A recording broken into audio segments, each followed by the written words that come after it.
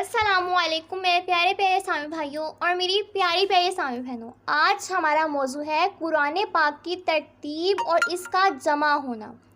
میرے پیارے پیارے سامع بھائیوں اور میری پیاری پیاری سامع بہنوں، میں آپ کو پچھلی ویڈیوز میں بتا چکی ہوں کہ قرآن پاک لوح محفوظ میں لکھا ہوا تھا.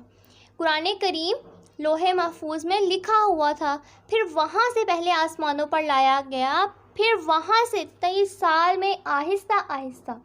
حضور علیہ السلام پر نازل ہوتا رہا، مگر یہ نازل ہونا اس لکھے ہوئے کی ترتیب کے موافق نہ تھا،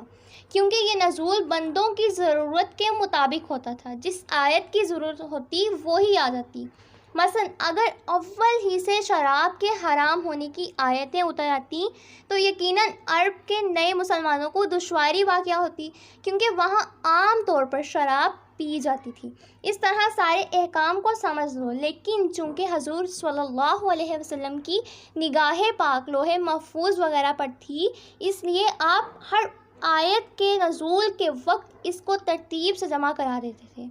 اس طرح کے جو حضرات کاتب وحی مقرر تھے، ان کو فرما دیتے تھے کہ یہ آیت فلاں صورت میں فلاں آیت کے بعد رکھو، اور یہ ترتیب لوح محفوظ کی ترتیب کے موافق تھی. اور طریقہ اس وقت یہ تھا کہ حضرت زید بن ثابت اور دیگر بعض صحابہ رضی اللہ عنہم اس خدمت کو انجام دینے کے لیے مقرر تھے.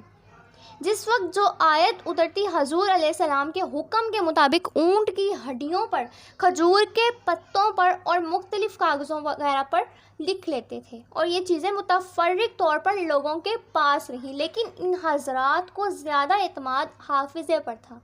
یعنی عام صحابہ کرام علیہم الرضوان پورے قرآن کے حافظ تھے جیسا کہ آج حافظ ہیں، بلکہ اس سے زیادہ تو یوں سمجھو کہ قرآن پاک کی ترتیب خود نبی پاک صلی اللہ علیہ وسلم نے دے دی تھی، لیکن ایک جگہ کتابی شکل میں جمع نہ فرمایا تھا. اس کی تین وجہیں ہیں. ایک تو یہ کہ چونکہ سدھا حافظ اس کو اسی ترتیب سے یاد کر چکے تھے جو آج تک چلی آ رہی ہے، اور نماز میں پڑھنا فرض تھا، اور نماز کے علاوہ بھی صحابہ کرام علیہم الرضوان برکت کے لیے اس کو اکثر اوقات میں پڑھتے ہی رہتے تھے، اس لیے اس کے ضائع ہونے کا کچھ اندیشہ نہ تھا. اور دوسرا یہ کہ جہاد وغیرہ اور دیگر ضرورت زندگی کی وجہ سے اتنا موقع نہ مل سکا کہ اس کو ایک جگہ جمع کیا جاتا. اور تیسری یہ کہ جب تک پورا قرآن پاک نہ آ جاتا اس کو جمع کرنا غیر ممکن تھا، کیونکہ ہر سورت کی کچھ آیت اتر چکی تھیں اور کچھ آیات اترنے والی تھیں.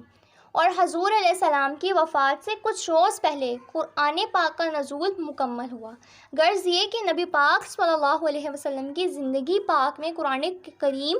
کتابی شکل میں ایک جگہ جمع نہ ہو سکا، البتہ مرتب ہو گیا اللہ کی شان کہ حضرت صدیق اکبر رضی اللہ عنہ کی خلافت کے زمانے میں، یعنی حضور علیہ السلام کی وفات ہی کے سال ملک یمانہ کے جھوٹے مدعی نبوت مسلمہ کذاب اور اس کے ساتھیوں سے صحابہ کرام علیہم الرضوان کو سخت جنگ کرنا پڑی، اور اس جنگ میں تقریباً 700 حافظ قرآن بھی شہید ہو گئے. اللہ اکبر. تب حضرت عمر رضی اللہ عنہ بارگاہ صدیقی میں حاضر ہوئے اور عرض کیا کہ اگر اسی طرح حافظ اور قراء شہید ہوتے رہے تو بہت جلد قرآن پاک ضائع ہو جائے گا. حضرت ابو بکر صدیق رضی اللہ عنہ نے ان صحابہ کرام علیہم الرضوان کو جمع فرمایا جنہوں نے حضور علیہ السلام کے زمانے میں وحی لکھنے کی خدمت انجام دی تھی، اور اس کا محتم حضرت زید ابن ثابت رضی اللہ عنہ کو قرار دیا کہ آپ تمام جگہ سے قرآن پاک کی آیات جمع کر کے کتابی شکل میں تیار کرو. زید ابن ثابت رضی اللہ عنہ کہتے تھے، آپ وہ کام کیوں کرتے ہیں جو حضور علیہ السلام نے نہ کیا؟ حضرت صدیق اکبر رضی اللہ عنہ نے فرمایا کہ یہ اچھا کام ہے، اس سے بدعت حسنہ کا ثبوت ہوا. حضرت زید ابن ثابت رضی اللہ عنہ نے نہایت محنت اور جان فشانی سے ان تمام آیتوں کو یکجا جمع کیا جو کہ لوگوں کے سینوں، کھجور کے پتوں، ہڈیوں میں لکھی ہوئی تھی، اور ترتیب وہی رہی جو حضور علیہ السلام نے فرمائی تھی، اور ترتیب وہی رہی جو حضور علیہ السلام نے فرمائی تھی۔ یہ قرآن کا نسخہ صدیق اکبر رضی اللہ عنہ کی حیات میں ان کے پاس رہا، پھر حضرت فاروق اعظم رضی اللہ عنہ کے پاس رہا، پھر ان کے بعد فاروق اعظم رضی اللہ عنہ کی بیٹی رسول اللہ صلی اللہ علیہ وسلم کی پاک بیوی حفصہ رضی اللہ عنہ کے پاس محفوظ رہا۔ حضرت عثمان غنی رضی اللہ عنہ کی خلافت کے زمانے میں حذیفہ ابن ایمان رضی اللہ عنہ، جو کہ آرمینیا اور آذربائیجان کے کفار سے جنگ فرما رہے تھے، وہاں کی مہم سے فارغ ہو کر حاضر بارگاہ ہوئے اور عرض کیا کہ اے امیر المؤمنین، لوگوں میں قرآن پاک کے متعلق مختلف اختلاف شروع ہو گئے ہیں۔ اگر یہ اختلاف بڑھتے رہے تو مسلمانوں کا حال یہود و نصارہ کی طرح ہو جائے گا، لہٰذا اس کا جلد کوئی انتظام کیجیے۔ وجہ اختلاف یہ تھی کہ بعض صحابہ کرام علیہم الرضوان کے نسخوں میں حضور علیہ السلام کے وہ الفاظ لکھے تھے جو آپ نے بطور تفسیر ارشاد فرمائے تھے، اور وہ حضرات اس کو قرآن ہی کا جز سمجھتے تھے، حالانکہ وہ الفاظ قرآن نہ تھے، جیسے کہ مصحف ابن مسعود رضی اللہ عنہ وغیرہ۔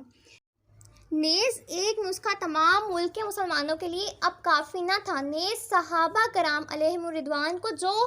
لقمہ قرآن مجید میں لگتا تھا، اس کے نکالنے میں بہت زیادہ دشواری ہوتی تھی۔ ان وجوہ کی بنیاد پر حضرت عثمان غنی رضی اللہ عنہ نے پھر زید ابن ثابت رضی اللہ عنہ کو حکم فرمایا اور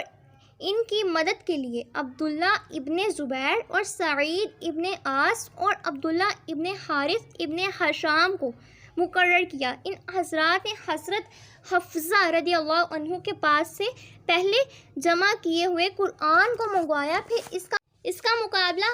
حافظ قرآن سے نہایت تحقیق سے کر کے 6 یا 7 نسخے نقل کیے، اور یہ نسخے عراق، شام، مصر وغیرہ اسلامی ممالک میں بیچ دیے، اور اصل نسخہ حضرت حفصہ رضی اللہ عنہ کو واپس کر دیا۔ اور جن صحابہ کرام علیہم الرضوان کے پاس تفسیر سے ملے ہوئے قرآن کے نسخے تھے اور وہ اس کو قرآن ہی سمجھ بیٹھے تھے، ان کو منگوا کر جلا دیا گیا،